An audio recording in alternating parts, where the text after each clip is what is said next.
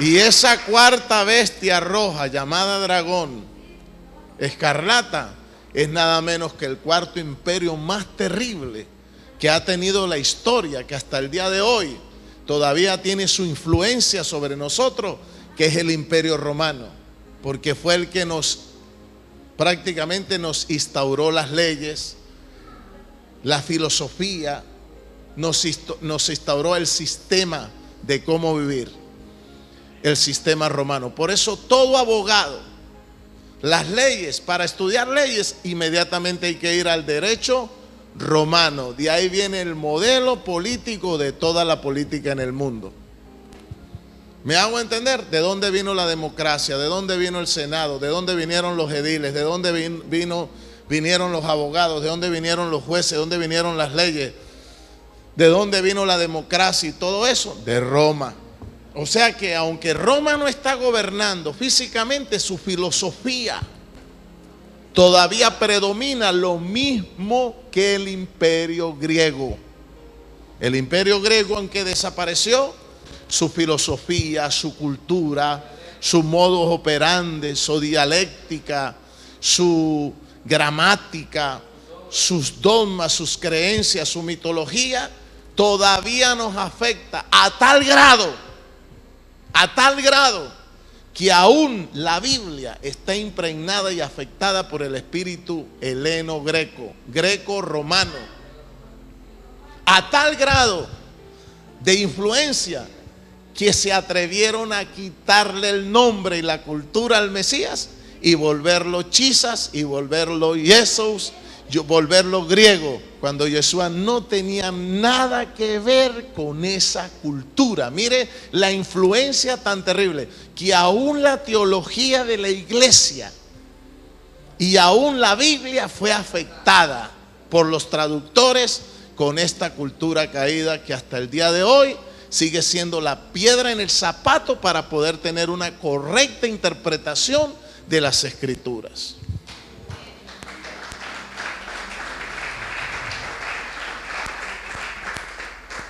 Por eso tienen que venir a la yeshiva, porque cada vez que vengan a la yeshiva le van a dejar de crecer las orejas. Yo voy a ver que cada vez que usted viene a las yeshivas, las orejas se les van normalizando y se les van poniendo normales. Amén. Porque es que cuando uno está en la religión, con todo el respeto, uno tiene las orejas largas. Ya les dije todo, ¿no? ¿Sí o no? Entonces estamos hablando de la Torá, pero estamos hablando de historia, estamos hablando de imperios, estamos hablando de filosofías, estamos hablando de cuatro bestias que tuvieron trascendencia en el mundo, que hasta el día de hoy estamos salpicados por esa cultura. Y hasta que no nos quitemos esa salpicadura de filosofía greco-romana, no vamos a poder entender realmente la Escritura, ni al Mesías, que no tiene nada que ver con esa cultura y que es judío 100%, y hay que saberlo entender y comprender. Recuerde que nuestro Mesías nunca se llamó Jesús, se llamó Yeshua HaMashiach. Amén.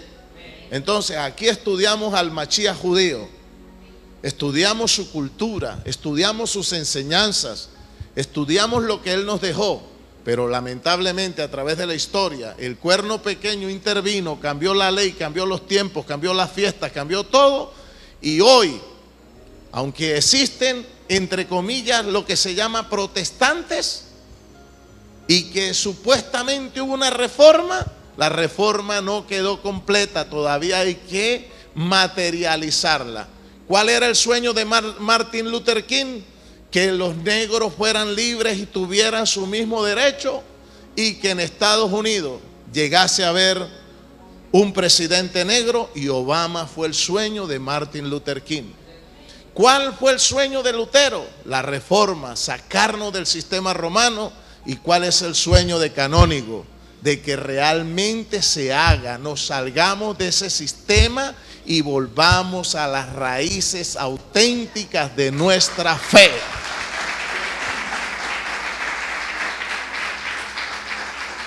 Pero soy malinterpretado porque creen que entonces estoy judaizando la iglesia. No, las estoy deshelenizando y desromanizando.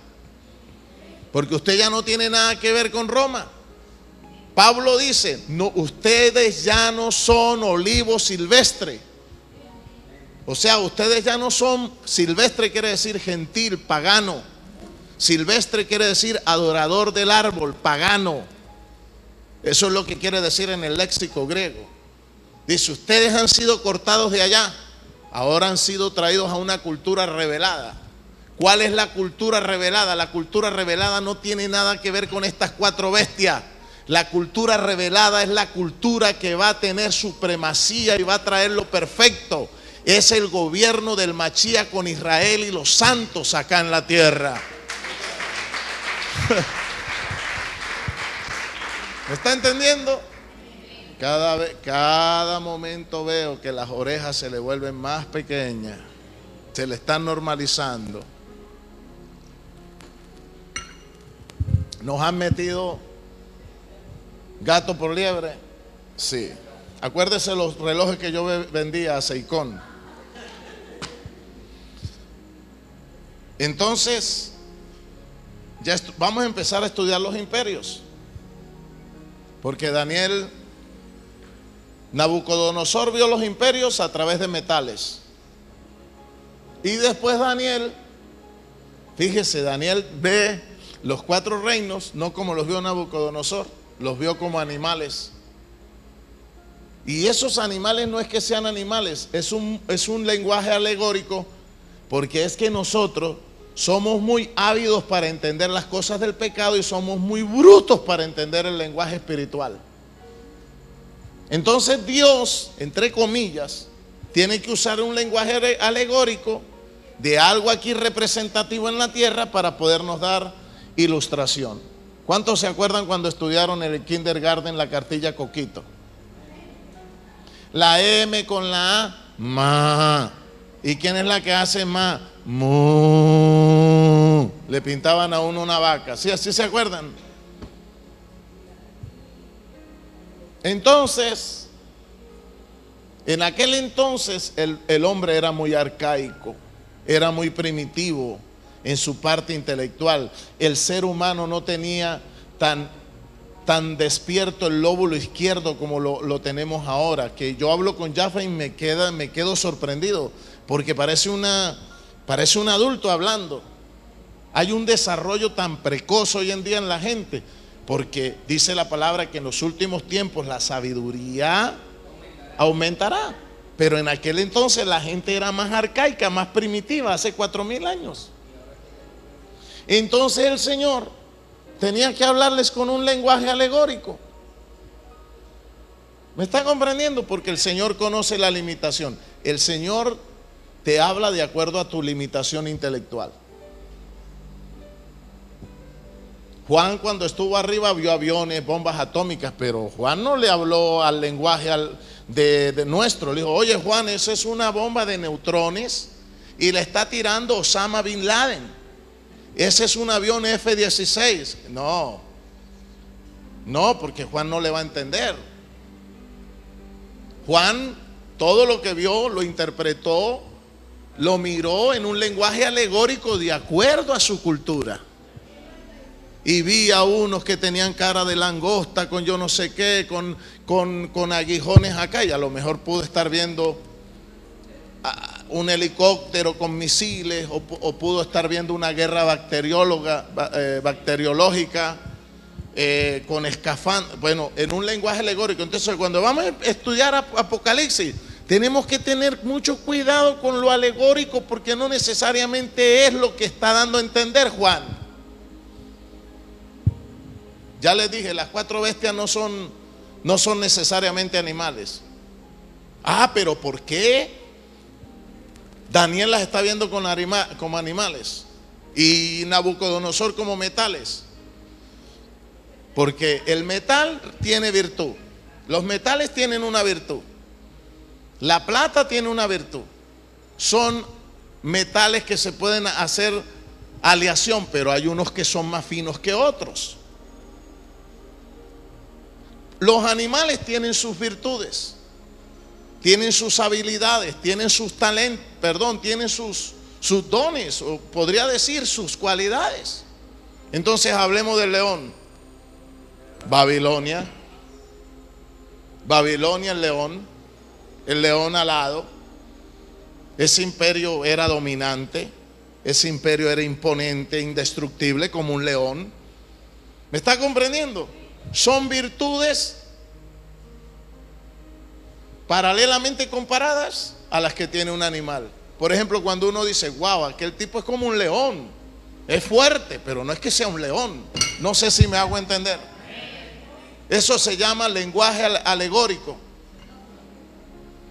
Cuando alguien viene y dice, wow, aquel hombre es un titán, algo grandísimo, pero no necesariamente es que es un titán, es una forma de nosotros decir algo alegóricamente. ¿Me está entendiendo?